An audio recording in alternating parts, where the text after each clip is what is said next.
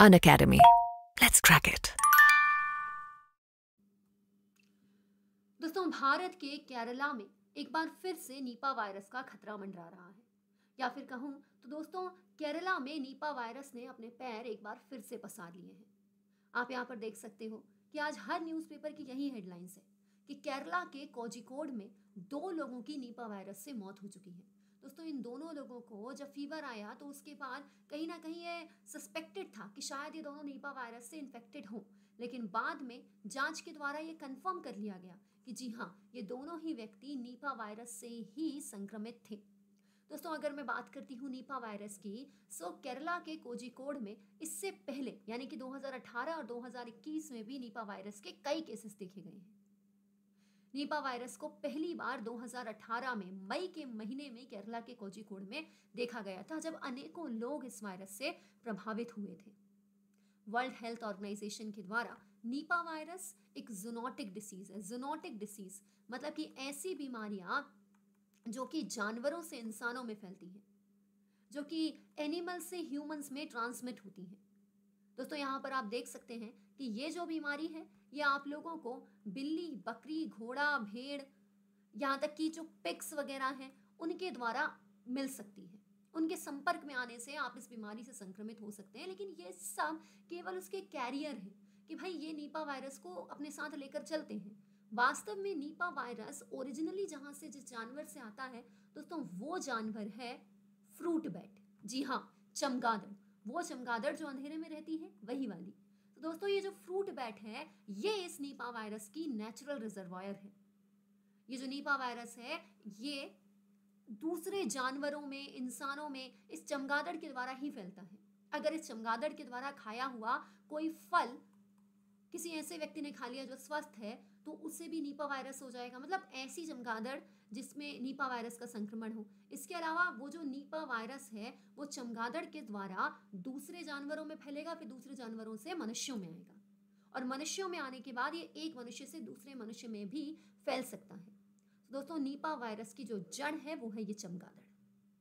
अगर हम लोग बात करें नीपा वायरस की शुरुआत की, तो नीपा वायरस की शुरुआत होती है 1998 में मलेशिया और सिंगापुर से। पहली बार दोस्तों इसे मलेशिया में ही देखा गया था।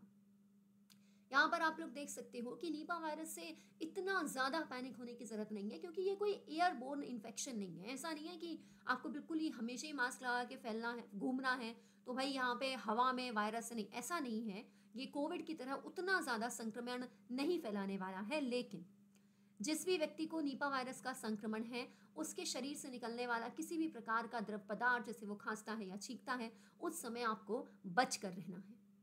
दोस्तों, नीपा वायरस न केवल जानवरों से मनुष्य में बल्कि एक संक्रमित मनुष्य से दूसरे स्वस्थ मनुष्य में फैल सकता है।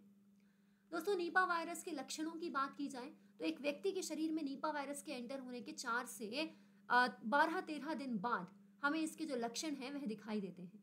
इसके लक्षणों में बुखार, सिर दर्द होता है, इसी के साथ श्वसन संबंधी परेशानियां, यहाँ पर सांस लेने से संबंधित परेशानियां आती हैं। इसी के साथ दोस्तों ब्रेन इन्फेक्शन भी देखने को मिलता है नीपा वायरस में। अगर हम नीपा वायरस से बचना चाहते हैं तो दोस्तों मैं आप लोगों को बता दूं कि अब तक नीपा वायरस का कोई ट्रीटमेंट, कोई दवा, कोई वैक्सीन नहीं है, न मनुष्यों के लिए न जानवरों के लिए।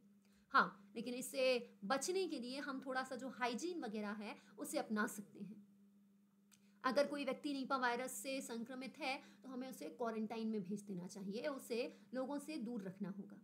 दोस्तों, यहाँ पर आप देख सकते हैं कि नीपा वायरस को कंट्रोल करने के लिए कहीं ना कहीं हमें जानवरों से दूरी बनाकर रखनी चाहिए। स्पेशली जब हम पेड़ से तोड़कर कोई फल खाते हैं तो हम कई बार सोचते हैं कि यार ये जो फल है ये शायद किसी पेड़ ने, शायद किसी उसने पक्षी ने खाया होगा, किसी तोते ने इसे झूठा कर दिया होगा, किसी चिड़िया ने इसे झूठा कर दिया होगा और हम उसे कंज्यूम कर लेते हैं। लेकिन दोस्तों, यहाँ पर अगर उस फल को किसी चमगादड़ ने झूठा किया है तो याद रखिए कि उस फल को खाने से नीपा वायरस भी फैल सकता है। इसलिए दोस्तों, नीपा वायरस से बचने के लिए आपको थोड़ा सा ये जो फल वगैरह हैं उन्हें देखकर खाना होगा कि भाई ये किसी फ्रूट बैट के द्वारा कंटेमिनेटेड तो नहीं है, इसे किसी चमगादड़ का खाया हुआ फल तो नहीं है ये। तो दोस्तों, नीपा वायरस के बारे में आपको कुछ चीज़ें पता होनी चाहिए, जैसे इसकी शुरुआत मलेशिया से हुई थी। केरला के कोझिकोड में 2018 में इसके मामले देखे गए और अब यानी कि 2023 में जब आज यानी कि 12 सितंबर को मैं आप लोगों के लिए वीडियो बना रही हूँ तो अब तक की खबर है कि केरला के कोझिकोड में इससे 2 लोगों की मृत्यु हो चुकी है। मैं आप लोगों से यही कहना चाहूंगी कि दोस्तों सतर्क रहिए, सावधान रहिए और अपना ख्याल खुद रखिए। इसी के साथ अगर आप हमारे देश के सरकारी सिस्टम का हिस्सा बनना चाहते हैं, IAS ऑफिसर बनना चाहते हैं, तो दोस्तों यूपीएससी की प्रिपरेशन आप हमारे देश के सर्वश्रेष्ठ शिक्षकों के साथ कर सकते हैं। इस समय अप टू 50% ऑफ चल रहा है। अप टू 50% ऑफ का मतलब होता है कि 3 साल का जो आइकॉनिक सब्सक्रिप्शन है उसमें तो आपको 50% का डिस्काउंट मिल जाएगा। फिर जैसे आप 2 साल के सब्सक्रिप्शन के लिए जाओगे तो वहाँ पे आपको कुछ 40-42% का, 1 साल के लिए जाओगे तो 20 से 25% का डिस्काउंट। तो यहाँ पे आप देख सकते हो कि जैसे जैसे सब्सक्रिप्शन का ड्यूरेशन आप बढ़ाओगे, जितना लंबा सब्सक्रिप्शन खरीदोगे आपको उतना ज़्यादा डिस्काउंट मिलेगा। तो दोस्तों आप 1 साल, 2 साल या 3 साल, जितना भी आपके पास प्रिपरेशन का टाइम है, जैसे आपने अभी 12th पास की है तो आप 3 साल का बैच ले सकते हो। अगर आपने ग्रेजुएशन कर लिया है तो आप 1 साल का बैच ले सकते हो। इवन आप सेकेंड ईयर पास कर चुके हो, आप जिस भी कंडीशन में हो, आप जिस भी पड़ाव पर हो यूपीएससी प्रिपरेशन के, आप अनअकैडमी के साथ जुड़ सकते हैं। और मैं आपको विश्वास दिलाती हूँ कि अनअकैडमी पर आने के बाद ज्योग्राफी को तो मैं आपको जीना सिखा दूंगी और बाकी जो विषय हैं वो भी आप इस कद्र गहराई से समझोगे कि आपके और लबासना के बीच की दूरी वास्तव में बहुत कम हो जाएगी। तो दोस्तों मैं फिर एक बार कहना चाहूंगी, सतर्क रहिए, सावधान रहिए और याद रखिए डिस्काउंट कोड अपूर्वा 23।